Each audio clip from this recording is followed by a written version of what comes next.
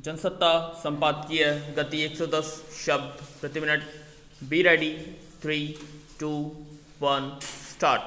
आमतौर पर हर साल बुआई सत्र शुरू होने से पहले केंद्र सरकार अनाज का समर्थन मूल्य घोषित करती है। स्टॉप। इसका एक मकसद यह भी होता है कि इसके मद्देनज़र किसान बुआई के लिए फसलों का रकबा बढ़ाने या घटाने का फैसला आसानी से कर सकें। स्टॉप। न्यूनतम समर्थन मूल्य का अर्थ है कि किसान को फसल की कम से कम उतनी कीमत मिलेगी ही, जो सरकार ने तय की है। स्टॉप। अभी खरीफ की फसल तैयार भी नहीं हुई है और सरकार ने रबी फसलों के लिए न्यूनतम समर्थन मूल्य घोषित कर दिया है। स्टॉप। गेहूं की कीमत में सबसे कम यानी प्रति क्विंटल पर महज 40 रुपये की बढ़ोतरी की है। स्टॉप। यह पिछले 12 सालों में सबसे कम बढ़ोतरी है। स्टॉप। मगर दलहन, तिलहन और मोटे अनाजों पर 100 रुपये से लेकर 400 रुपये तक बढ़ोतरी की गई है। स्टॉप। सरकारी बयान में कहा गया है कि नई दर से गेहूं पर लागत का 100% लाभ मिलेगा। स्टॉप। सरकार ने अनुमान लगाया है कि गेहूं की उत्पादन लागत करीब 1000 रुपये प्रति क्विंटल आएगी और नई दर से उसके लिए 2015 रुपये मिलेंगे। स्टॉप। इस तरह सरकार का इरादा अगले 2 सालों में फसलों का लाभ 1.5 गुना तक करने का है। स्टॉप। पैरा। दलहनी, तिलहनी फसलों और मोटे अनाज पर न्यूनतम समर्थन मूल्य अधिक देने के पीछे सरकार की मंशा समझी जा सकती है। स्टॉप। इस वक्त सरकार को सबसे अधिक मुश्किल खाद्य तेलों और दालों की बढ़ती कीमतों पर अंकुश लगाने में पेश आ रही है। स्टॉप। खाद्य तेल का आयात नहीं होता, इसलिए उसका इरादा है कि सरसों, सूरजमुखी आदि तिलहनी फसलों की पैदावार बढ़ाई जाए ताकि अगले वर्ष से खाद्य तेलों के मामले में आत्मनिर्भर हुआ जा सके। स्टॉप। इसी तरह दालों का उत्पादन बढ़ाने पर उसका जोर है। स्टॉप। हालांकि भारत में कई दालों का उत्पादन ज़रूरत से ज़्यादा होता है। स्टॉप। पिछले कुछ सालों में देखा गया है कि जिन दालों का उत्पादन अधिक हुआ, उनकी कीमतों में भी संतोषजनक नियंत्रण नहीं हो पाया। स्टॉप। मोटे अनाज यानी ज्वार, बाजरा, मक्का आदि के उत्पादन में भी काफ़ी कमी देखी जा रही है, इसलिए शायद उनकी कीमतें बढ़ने से किसान इन्हें बोने को प्रोत्साहित हों। स्टॉप।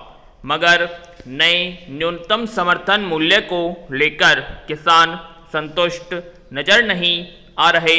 स्टॉप। पैरा।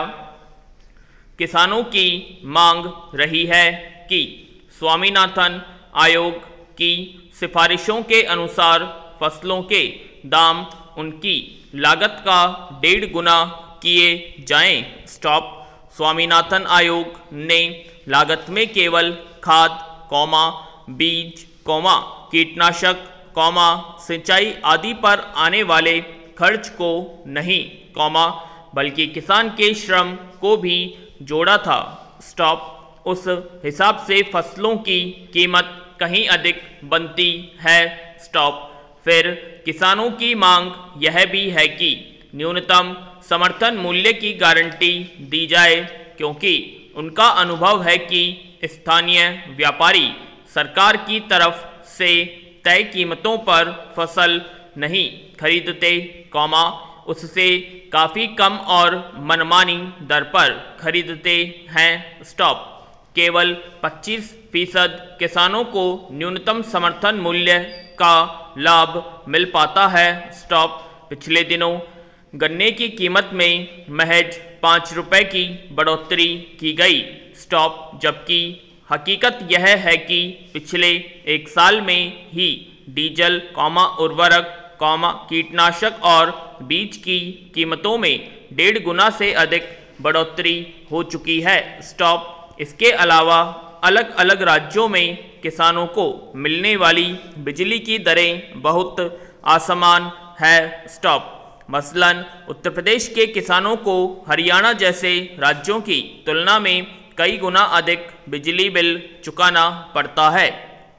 इन सब विसंगतियों के मद्देनज़र नए समर्थन मूल्य को लेकर असंतोष स्वाभाविक था। Stop para. इससे ज़्यादा अफसोस की बात और क्या हो सकती है कि देश के आम लोगों को जीने की सबसे बुनियादी ज़रूरत के रूप में पीने के पानी तक से लाचार होना पड़े। दूरदराज के ग्रामीण इलाकों की तो दूर, विकास के दावों और नारों के बीच चमकते शहरों महानगरों में भी हालात यह है कि बहुत सारे लोगों को स्वच्छ पेयजल हासिल करने के लिए काफ़ी जद्दोजहद से गुजरना पड़ता है। स्टॉप। हालांकि इस मामले पर राजनीतिक दलों की ओर से अमूमन हर चुनावी मौके पर तमाम तरह के वादे किए जाते हैं। सरकारें अपने कार्य क्षेत्र के कोने कोने में स्वच्छ पेयजल पहुंचाने के दावे करती रहती हैं। स्टॉप। मगर हकीकत यह है कि आज भी लोगों को यह मौलिक अधिकार तक आसानी से हासिल नहीं है और साफ पानी की मुश्किल का सिलसिला लगातार कायम है। स्टॉप। अंदाज़ा इससे लगाया जा सकता है कि मुंबई के पास ठाणे जिले में भिवंडी कस्बे के कांबे गांव के लोगों को महीने में केवल 2 बार ही पानी मिल रहा है। स्टॉप।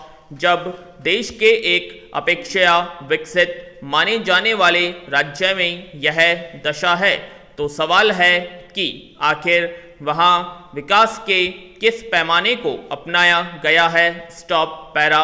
यह बेवजह नहीं है कि बॉम्बे हाईकोर्ट ने इस मामले पर सुनवाई के दौरान यह सख्त टिप्पणी की कि नियमित पेयजल की उपलब्धता एक मौलिक अधिकार है, लेकिन दुर्भाग्य है कि लोगों को आज़ादी के 75 साल बाद भी इसके लिए अदालत का दरवाज़ा खटखटाना पड़ रहा है। स्टॉप।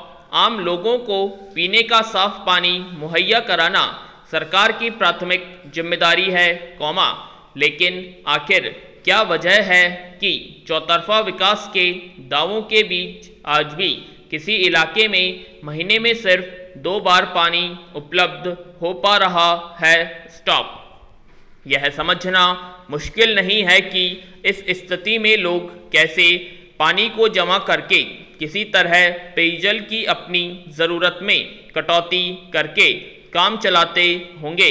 क्या सरकार या संबंधित महकमे को इस बात का एहसास नहीं है कि पीने के पानी के अभाव में जिंदगी कैसी हो जा सकती है? स्टॉप। सरकार की ओर से संबंधित इलाके में पानी पहुंचाने की जो व्यवस्था की गई है, स्टॉप, अगर वहाँ किसी वजह से गड़बड़ी हो रही है या कोई कमी है, तो उसका समाधान करना किसकी जिम्मेदारी है? स्टॉप। अगर अदालत में न्यायाधीशों ने कहा, हमें यह कहने पर मजबूर मत कीजिए कि महाराष्ट्र सरकार नागरिकों को पानी मुहैया कराने में विफल हो गई है, तो सरकार के लिए इससे ज़्यादा शर्मनाक और क्या हो सकता है? Stop para. संबंधित महकमे की ओर से एक दलील यह पेश की गई कि गांव में आबादी बढ़ने के चलते बीते कुछ वर्षों में पानी की मांग बढ़ गई है, लिहाजा व्यवस्था को उन्नत करने की जरूरत है। स्टॉप।